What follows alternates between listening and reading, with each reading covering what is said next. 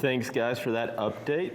Now we're going to be joined by our Detroit Bureau Chief, Alan Adler, with today's top story. Alan, how are you? Hey, good morning, Tony. How are you? Hey, Hi. Michael, you're back. Man, you must run across that studio, dude. Dude, Did you just take long, gaping steps? Your gait is good. I'm standing on a dolly. They wheel me back and forth. I don't walk. I'm a celebrity. Make sure I'm a celebrity, bro. Don't hurt your ankles. No, yeah, that's Okay, exactly. don't hurt your ankles, dude. I mean, I can't read. We're talking sprained ankle if you do that. I can't read, talk, and walk at the same time. There's no way. I love it. I don't see any gum being chewed. All right, that's good. Hey, Tony. Hey, Alan. Your guy, he's pretty funny. I know. Big comedian.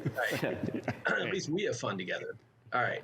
So three things this morning. One that I just want to lay on you because it's sort of just out late last night, and that is the March orders for Class 8 trucks.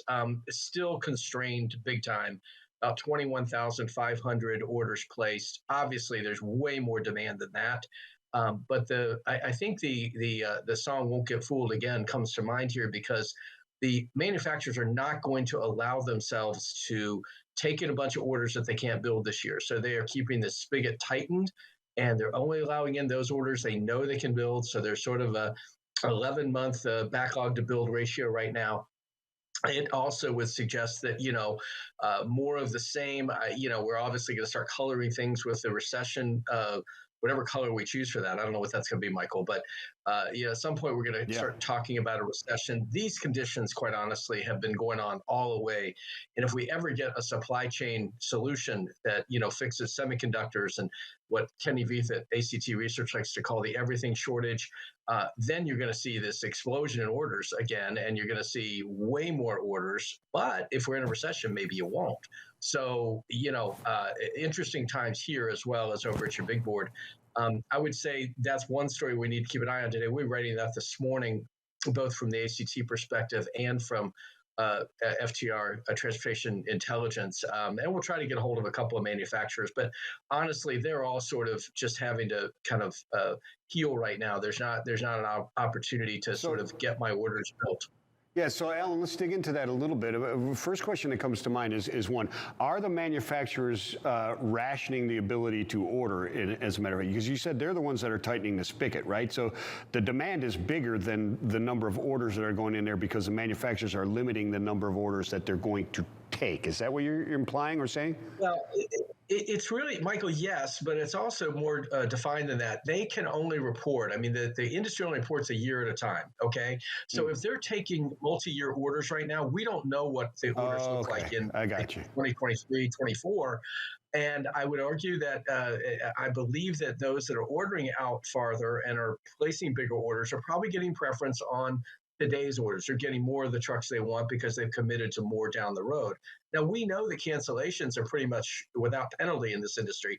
So if things do turn south, if we do end up in a recession, they can pull back at that point and it'll be just, business as usual. But right now, we don't have visibility beyond a year out. And that's why, as you see about 4 months, you've seen barely 400 units of movement across the last 4 months in the orders thing. So it is very, very controlled right now. I got you. Makes sense.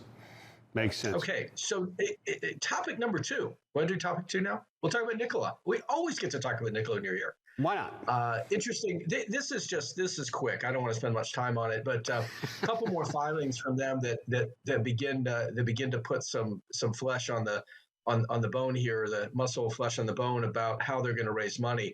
And they pulled back a filing with the SEC that originally back in March of 21, they said, it's a placeholder number of $100 million that they wanted to raise. That would not get them very far today, given that they're really now producing trucks. I mean, they've started regular production of battery electric trucks out in Arizona.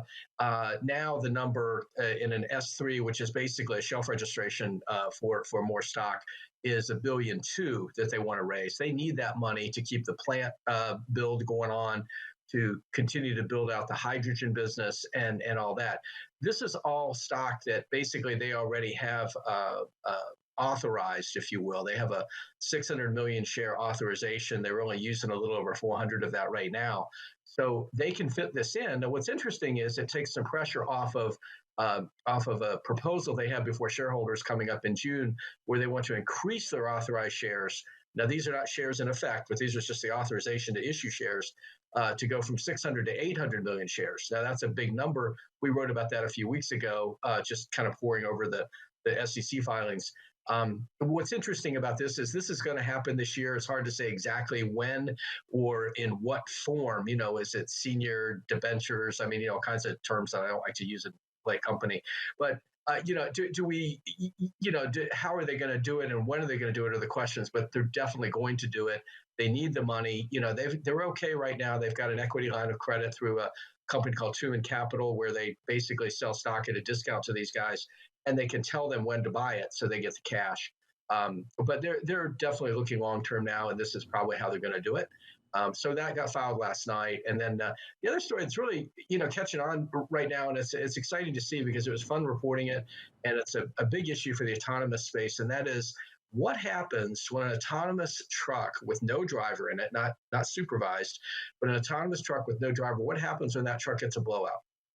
This is a big issue, really, for everybody developing these trucks, as well as for the tire makers, two of which, Goodyear and Bridgestone, have partnerships with a couple of the autonomous truck companies. And so we looked at this yesterday, and the story's really caught on. It's brought some really interesting reaction. People asking other questions. Well, if you have to have a truck go out to, fix the tire, you have to send a truck out with somebody to fix the tire.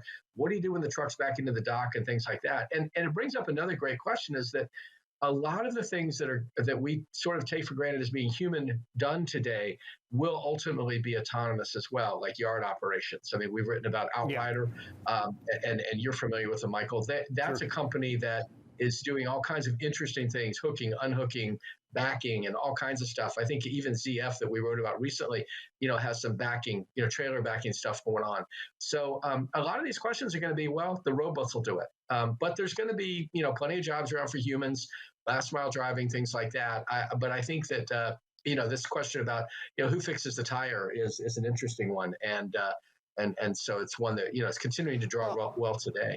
I think what's interesting, it is an interesting point, excuse me, Tony, you probably have some questions, but the interesting point about that to me is really the outrigger situation and those, because who opens the swinging doors?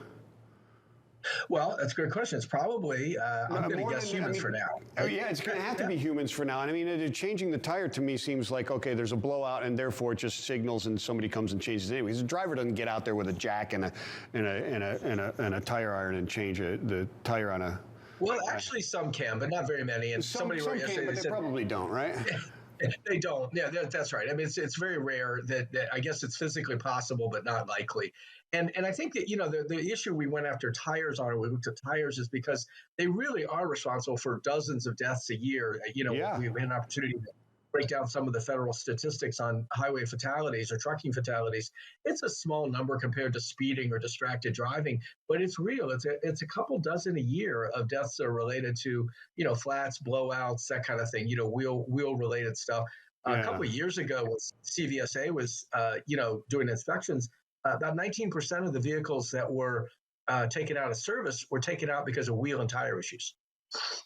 So that brings up an interesting question as well. Is just, I would imagine a lot of those are just, the flying road gators that fly off, into a windshield or something like that would happen, or not being able to drive a truck. But that's rarely a driver's fault, right? Other than maybe a pre-trip inspection, there's wear or whatever like that. You stick the dime in there, it's got to hit the head on the dime. But how does the interaction between a inspection at a weigh station or scales happen between that autonomous truck and the inspectors? That's an interesting thing for me too. I'm not sure where they're going to be in terms of having to pull over for weigh stations and so forth. I know that there's extensive walkarounds and so forth done before the truck leaves and when it gets to its destination. So they are checking everything, tires and so forth. The technology behind a lot of this is going to end up being in the sensor and that in the tire, and that builds off of tire pressure monitoring, which has been around for a while and is continuing to grow. But you can add sensors to that. A lot of this is going to end up being predictive maintenance. is suggesting that, hey, this is how long you've got on the tire. But one of the things we found out, and I didn't really know this, is that underinflation is one of the biggest causes of blowouts. And so, I'm sure they're going to be looking at all of that stuff at the, before they turn the robot loose to drive. They're going to make sure that the tires are properly inflated and that kind of thing. It was interesting. I think the first time that I became aware of this, guys, was back when I was looking at the 16 things that Embark Trucks decided they needed to solve before they could commercialize autonomous trucking. They're through 11 of them. One of the remaining 5 is tire blowouts. It's scheduled for fixing, no pun intended, by the end of 2023. This is a big issue for them. They're working it. Obviously, Too Simple, which already has driverless pilots out there, they're working on it. Kodiak, which was tremendous. Don Burnett really spent a lot of time with us and kind of walked us through a lot of the issues here. And at sort of a real level, not just some technical discussion, but, the idea that if you hit your brakes and the tires don't do their thing, it doesn't matter how much technology we have in here. So, really good stuff. And I appreciate all those guys, helping us out with the story.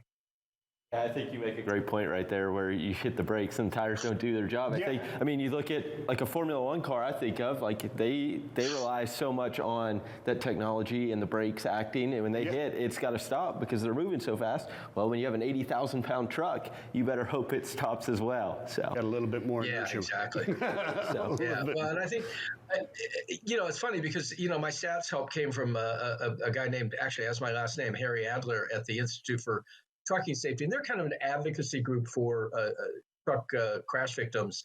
But Harry told me, he said, this is why we're all about things like speed limiters in trucks. He said, there's no reason for a truck to have to go 75 or 80 miles an hour, when it just does become this projectile, if you will, in the case of a crash, so the idea of keeping speed down. And for the most part, we're talking, 65, 68 miles an hour on the open road for a lot of these autonomous trucks. That's kind of where they're governed at.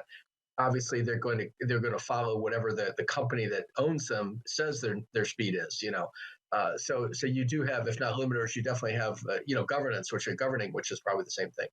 Yeah, and 65 would probably be plenty if that were the average speed during the entire trip, right? I mean, the reason they're doing 75 is to make up for that 30 miles an hour they were doing back in the traffic.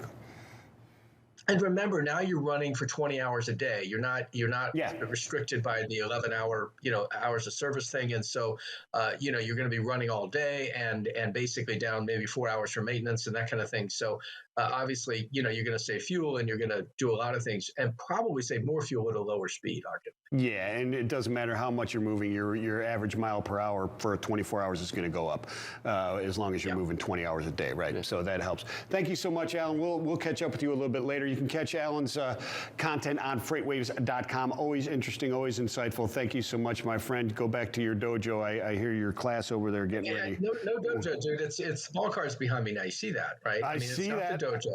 I want you to be careful of your ankles on that transporter that you ride across the stage, okay? Thank you so much, Alan. Be well, my friend. Be good. Right